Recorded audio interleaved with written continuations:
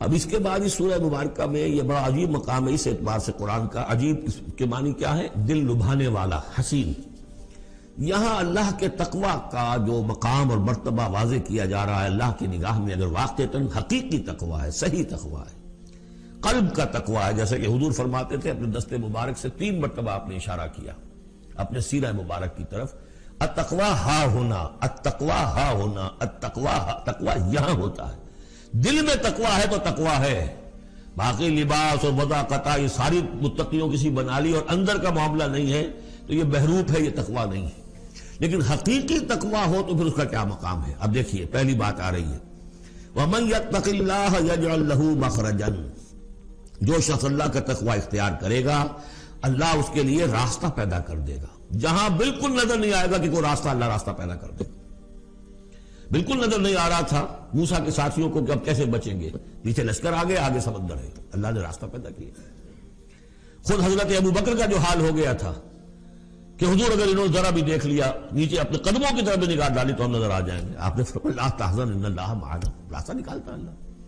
پھر حضور گئے طائف، لیکن وہاں سے خالی ہاتھ آئے. مدینے میں اللہ نے خود ہی کھڑکی کھول دی، 6 آدمی ایمان لے آئے. آپ گئے ہی نہیں اور وہاں انقلاب بھی آ گیا.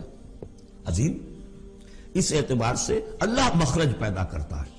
تم صحیح طریقے پر چلتے رہو، تقوی اختیار کرو، صحیح راستے پر جد و جہد کرو. یہ کام اللہ پر چھوڑو.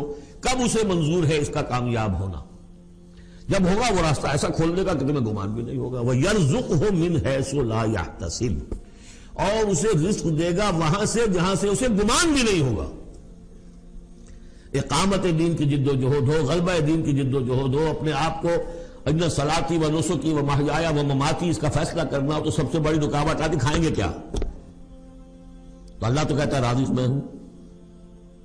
ہے ایمان اور یقین اس پر؟ کر کے دیکھو تو صحیح، اس پر اعتماد تو کرو. لیکن یہ کہ اس پر اعتماد کرنا، توکل، بڑی مشکل بات ہے.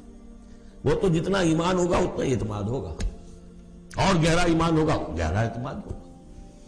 وَمَن يَتَّقِ اللَّهَ يَجْعَلْ لَهُ مَخْرَجًا وَيَرْزُقْهُ مِنْ حَيْثُ لَا يَحْتَسِبُ وَمَن يَتَوَكَّلْ عَلَى اللَّهِ فَهُوَ حَسْبُهُ. یہ تو ابھی تقوی والے کی بات ہے کہ وہ وہاں سے رزق دے گا جہاں سے اسے ملے گا بھی نہیں. اور جس نے اللہ پر توکل کر لیا تو وہ اس کے لیے بہت کافی ہو جائے گا. توکل کر کے تو دیکھو، حسبہ، وہ اس کے لیے کافی ہے. یہاں تک فرمایا ہے حدیث قدسی میں، حدیث میں من کان فی حاجت اخیہ کان اللہ فی حاجتہ. اگر کوئی مسلمان اپنے کسی بھائی کی ضرورت پوری کرنے میں لگ رہا ہے، اپنا وقت صرف کر رہا ہے، اللہ اس کی ضرورت پوری کرنی شروع کر دیتا ہے.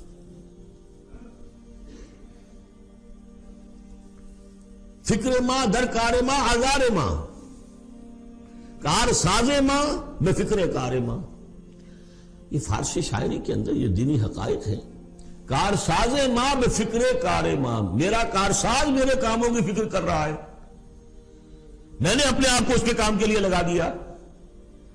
وہ دنیا میں بھی ذرا سا بھی کوئی شریف انسان ہوگا، آپ اس کے ہو جائیں وہ آپ کو چھوڑ دے گا پھر کہیں؟ شرافت ہو، مروت ہو اس میں. آپ اللہ کے بن کر تو دیکھیے. پھر وہ کارساز ہے. کارساز ماں بے فکر کار ماں، فکر ماں در کار ماں آزار ماں. جب میں اپنے معاملات کی فکر خود کرتا ہوں، کوئی نہ کوئی ٹھوکر کھاتا ہوں، کوئی نہ کوئی غلطی کرتا ہوں، آزار اپنے سر کے اوپر پیدا کر لیتا ہوں. اپنے آپ کو حوالے کرو. اس کا نام ہے تفویض الامر الی اللہ. افوض امری الی اللہ ان اللہ بصیر بالعباد.